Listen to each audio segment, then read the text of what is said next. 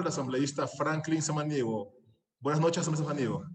Muchísimas gracias, señor presidente. Gracias a todos y a todas, señores asambleístas, compañeros y compañeras. Yo también quiero sumarme a los saludos y principalmente la posibilidad de expresar mi abrazo solidario a mi compañera, amiga y camarada Liliana Durán por el sensible fallecimiento de su padre y a William Garzón de la misma manera por el fallecimiento de su madre. Eh, Debemos estar conscientes de que este debate, sin duda alguna, en casi lo único que concordamos es que se discute el futuro de la política pública monetaria y financiera. Yo quiero señalar asimismo que envío un abrazo a todos y todas las ciudadanas que continúan resistiendo a la pandemia ante la ausencia de un gobierno cuya indolencia y desinterés le ratifica como el peor gobierno de la historia y cada vez que intervenga lo voy a sostener.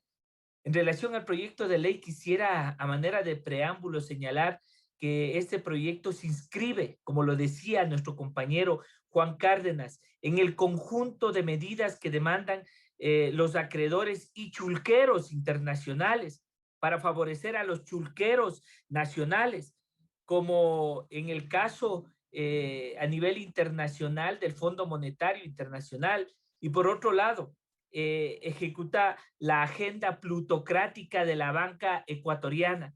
Ustedes recordarán, compañeros y compañeras, ciudadanos y ciudadanas, aquella reunión entre la banca privada y Lenin Moreno en agosto del año 2017. La reunión que luego provocaría, entre otras cosas, varios temas, como por ejemplo el primero, la privatización del dinero electrónico.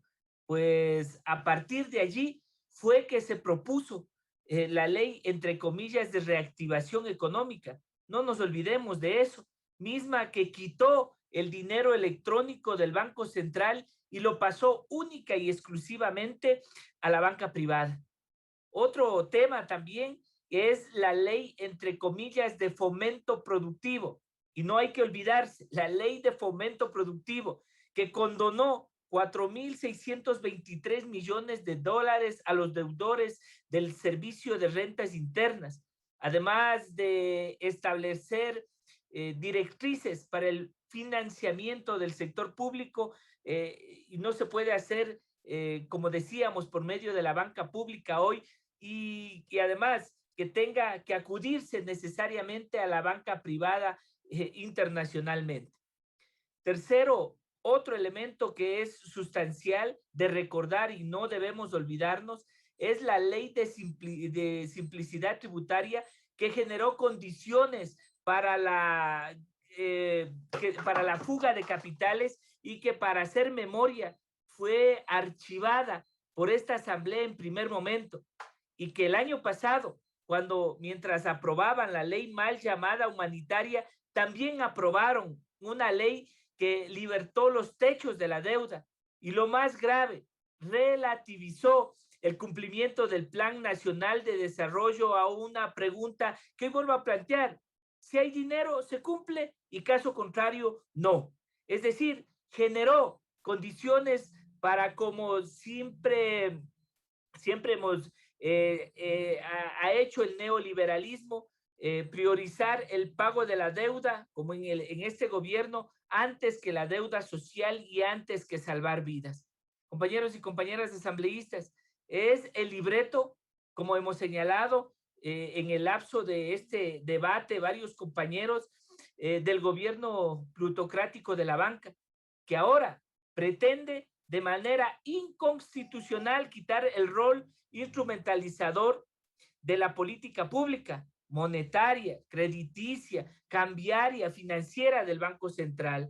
Yo ahí quisiera también señalar algo que algunos de los compañeros asambleístas en un inicio del debate señalaba: esta asamblea no aprueba temas inconstitucionales. Aquí se aprueban normas que no tienen nada que ver con inconstitucionalidades que hemos denunciado y hemos resaltado en varios debates. Y ahí voy a poner, por ejemplo, la última, la ley de extinción, la ley orgánica de extinción de dominio, que tiene objeción por razones de inconstitucionalidad, hoy con pronunciamiento inclusive de la Corte Constitucional. Así es que no vengamos a señalar aquí que las leyes han sido, esta ley en particular ha sido revisada a detalle y que no hay ninguna inconstitucionalidad. Es más, nosotros hemos venido señalando y yo quiero nuevamente volver a hacer hincapié. En el proyecto de ley sí veo algunos cambios, como la eliminación de los miembros no permanentes de las dos juntas que crea el proyecto de ley. Sin embargo, compañeros y compañeras asambleístas, pueblo ecuatoriano, eso no resuelve el problema de constitucionalidad de fondo en las juntas, y es que sus miembros, aún con el cambio que se ha realizado, no son los representantes de los entes rectores. En ese sentido, se arrastra la inconstitucionalidad del primer debate en la generación, ojo, de la política pública, monetaria, crediticia, cambiaria y financiera. Esta inconstitucionalidad trastoca la ingeniería del Estado y lo introduce en una inseguridad jurídica, además de poner en riesgo la economía del país. Dicen que no hay inconstitucionalidades, pues les voy a señalar una segunda inconstitucionalidad que se habría detectado ya en el primer debate, que sigue existiendo en este informe de segundo debate, y es la referente al rol de instrumentalizador de la política monetaria, crediticia, cambiaria, financiera del Banco Central, que de manera clarísima establece el artículo 303 de la Constitución de la República. Y me voy a permitir leer nuevamente la disposición que establece, y cito entre comillas, artículo 303, la formulación de las políticas monetarias, crediticias, cambiarias y financieras es facultad exclusiva de la función ejecutiva y se instrumentalizará a través del Banco Central. La ley regulará la circulación de la moneda con poder liberatorio en el territorio ecuatoriano. De manera muy clara, escuchemos, de manera muy clara se establece que la política monetaria, crediticia, cambiaria, financiera, se instrumentalizará a través de ¿qué? Del Banco Central. Entonces, si constitucionalmente se establece aquello, ¿acaso, me pregunto yo, no es una inconstitucionalidad que los artículos 19 y 31 del proyecto de ley sobre las funciones del Banco Central se le restringe exclusivamente a instrumentalizar la política monetaria?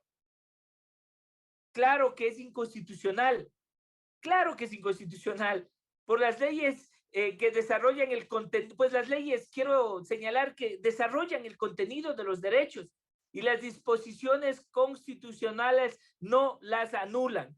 Compañeros y compañeras ecuatorianos y ecuatorianas, ciudadanos, compatriotas, el peor gobierno de la historia dijo que vacunaría a la primera línea de combate a la pandemia y aparecieron las listas VIP. Dijo que haría una cirugía a la corrupción y se convirtió en el gobierno del reparto de hospitales, del negociado de carnés de discapacidad, el gobierno con un contralor procesado. En definitiva, se convirtió en el gobierno de la corrupción. Dijo que propondría una ley humanitaria para ayudar a las familias afectadas por la pandemia y mintió. Y ahora veo que hay acuerdos de varios sectores que le han hecho el juego a este gobierno, que hoy dicen que se van a sumar al gobierno que fue electo, al presidente que fue electo, y hoy plantean la eliminación de la ley de apoyo humanitario. Entonces, yo podría seguir señalando muchas cosas más. Este gobierno se convirtió a una ley de precarización de la vida con esta ley de apoyo humanitario. Sin duda alguna, el peor gobierno de la historia. En el paro de octubre dijo que no se subiría el costo de los combustibles y nuevamente mintió. El año pasado liberó sus precios a los combustibles y al gas. Ecuatorianos y ecuatorianas, ¿qué creen que va a pasar ahora cuando el gobierno que ha mantenido permanentemente esta situación propone una ley supuestamente para fortalecer la dolarización? va a poner en riesgo la dolarización y la economía en general. Eso es lo que venimos denunciando y es lo que venimos señalando. Pero aquí hay asambleístas que dicen que no hay que hablar de inconstitucionalidades, que eso ya se ha superado, pues aquí están las inconstitucionalidades. Lo que quiere el gobierno plutocrático es tener la posibilidad de fomentar una crisis para que las necesidades de las crisis sean subsanadas con créditos chulqueros de acreedores internacionales. Ese es el libreto histórico del negociado de la banca, crear crisis y luego ser los acreedores de las posibles soluciones. Por expuesto, señores asambleístas, en protección al pueblo ecuatoriano, lo que se debe hacer esta asamblea es archivar este proyecto nefasto, perverso para la economía del país. Y apoyo lo que señalaba la moción previa que señalaba nuestra compañera Lira Villalba. Sin embargo, de todo esto, esta ley, como digo, lo que nos va a hacer es crear crisis y ellos, los que hoy están apoyando, van a ser los acreedores de las posibles soluciones. Compañeros, compañeras, ciudadanos, ciudadanas, muchísimas gracias.